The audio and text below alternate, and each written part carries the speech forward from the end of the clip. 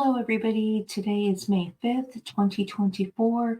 We are working on basic block 19, which is the Hourglass. This is for the sampler so long that was hosted by Mona DeWitt, Rowena, Rita's Roost, and myself. The block that was chosen again is the Hourglass block by Delaware Quilts. For the purpose of the tutorials, I have been creating the block on my EQA program so that I could give you cutting instructions. This is a very straightforward, basic block, very easy sew, and you will need 3 different fabric choices: a background, a dark, and a medium or another contrasting dark fabric, however you want to do it, however you want to make the selection.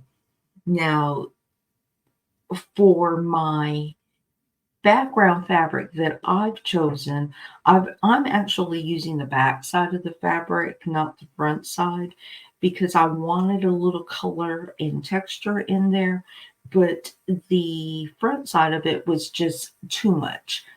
But I liked the coloration on the back. It came through. And so that's what I'm using for my background fabric. In case you're wondering, when we go to piece this together, it is intentionally backwards. So for our cutting instructions, for letter A on our background fabric, you will need 2 4.5-inch squares. Again, on your background fabric, letter B, you will need 1 5-inch square. For your dark fabric that will run through the center, you will need 4 4.5-inch squares. We're going to letter that C. And for your secondary fabric, you will need 2 4.5-inch squares. We're going to label that D, and E will be 1 5-inch square. There you go. So I'm going to set my pattern aside for a minute. I am going to be working with letter B and letter E. I'm going to set the rest of this aside now.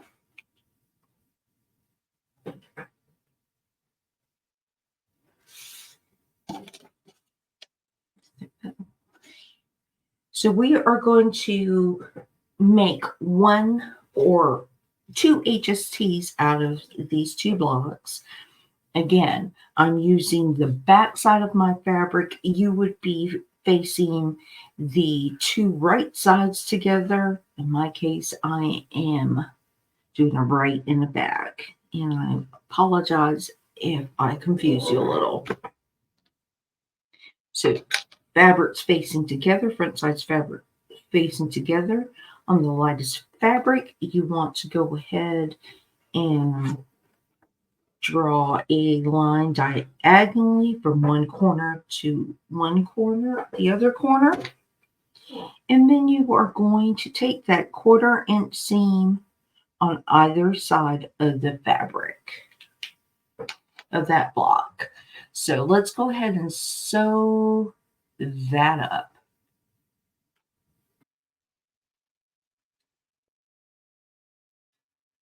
I am back. I have sewn on either side of that diagonal line that I drew. I am now cutting in between those 2 lines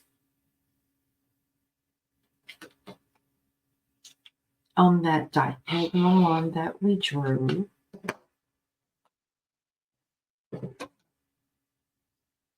And you will have 2 blocks that look like this, 2 half square triangles that look like this.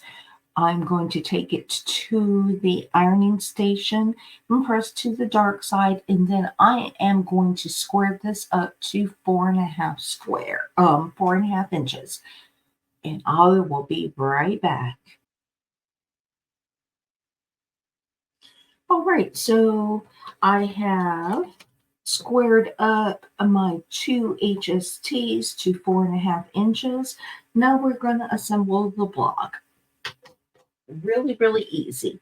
So we're going to start with our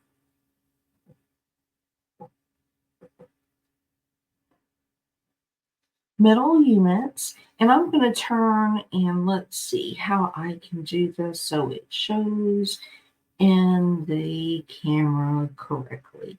I am going to put this here and that here and make it as square as possible so you can see it. So I'm setting those HSTs with the light color fabric or your background fabric towards the outside on opposite corners. So one on the top right hand or the top left hand and one on the bottom right hand corner. I'm going to stick that here, this in the middle, which is the coordinating fabric, and that is D. I'm taking our letter C or fabric 1, and I'm going to set this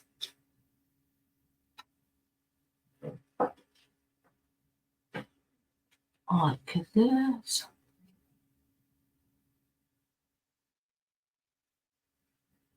Get a little of the salvage on that. That will sew up. In fact, I'm going to turn it that way.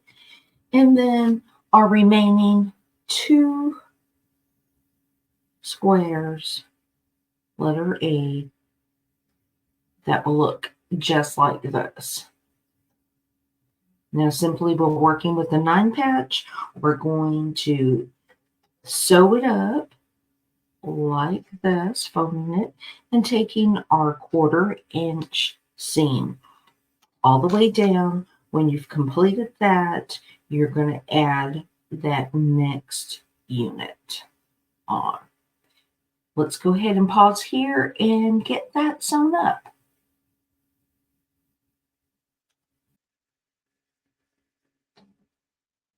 We are back. I have sewn my rows together, pressing the top and bottom rows out and the middle row in to help nest those rows together when we finish our blocks up. And very simple. We are just going to go ahead, sew this row together, and once that's sewn, you're going to add this. Again, you want to nest those seams as we have done in previous videos and pin if you need to. We're going to go ahead and do that now.